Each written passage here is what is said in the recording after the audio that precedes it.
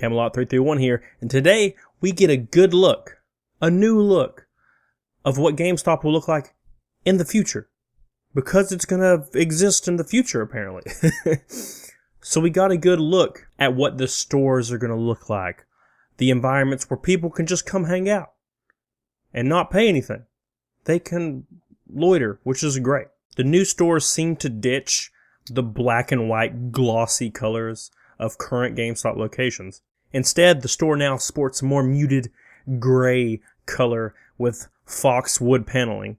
The store is also more sleeker, more streamlined, with cleaner rows of games, as well as a small table for video games and apparel. There's also apparently a wall-mounted tablet where customers can directly order from GameStop.com, as well as a sofa and an HD TV in the store. Also, in the back of the store, there's a couple of consoles with CRT TVs, specifically, and couches, and a few tables for, tabletop games, which kind of aligns with where they were going, right? They announced this, that they're going to turn their stores into like tabletop stores and also into retro stores. So after phase 3 happens and they cut basically half their stores down, they'll pretty much convert the smaller ones into the tabletop stores, and the larger ones will have the tabletop and the retro stores. And I don't know about you, but I've never seen a GameStop as large as the one that I'm about to show you in this video. So let's take a look at the new look, the video that they released showing the new GameStop look. Let's take a gander at it and see if it meets the needs of the growing brick and mortar customers. Shrinking brick and mortar customers. Okay, so as you can see, there's, the wood flooring and the wood paneling everywhere. Everything's gray to kind of match the aesthetic for, current days. You got some clothes right here. You got the PlayStation 4 unit.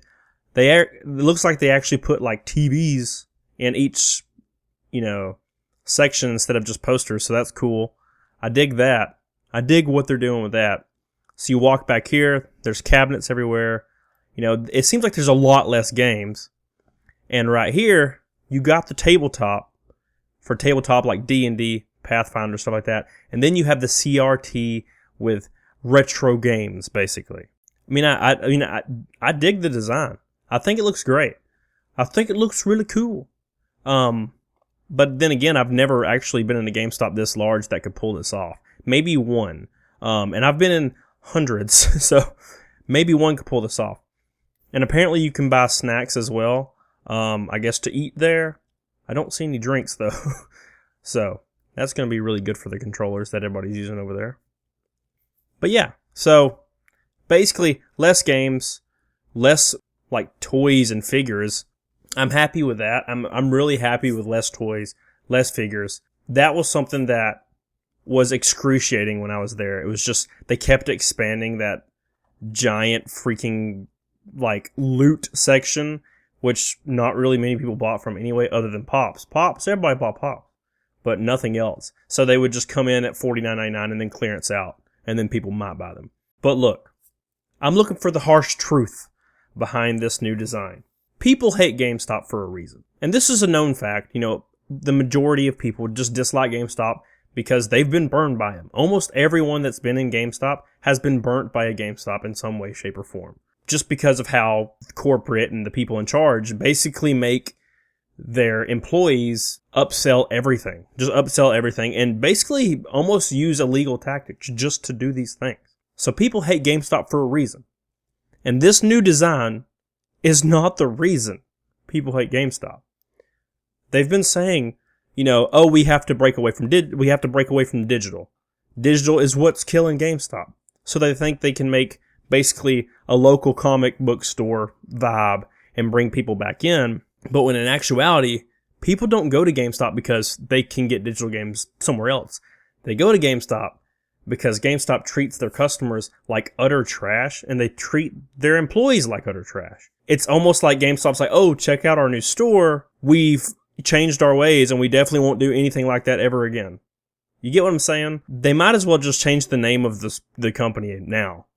Because people they know what they're getting into when they walk in. People are going to be in there for 8 hours not buying anything, just playing D&D, and every couple of minutes they're going to have some kind of spiel they're going to have to walk over and tell these guys, oh, you guys want to reserve this game, or you want to pick up this, or you want to pick up this. It's not going to be an environment people are going to want to go to because they're going to be constantly getting hassled about buying things while they're in the store. So basically a new design, but same shady, barely legal business practices. In my opinion, you can paint a turd gold, but it's still a turd, man. But I will say one thing.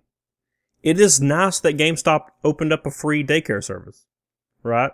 All the kids that go in there to play these retro consoles are going to literally break everything every single day, which will end up probably costing GameStop way more in the long run. And also, are they going to have customer restrooms?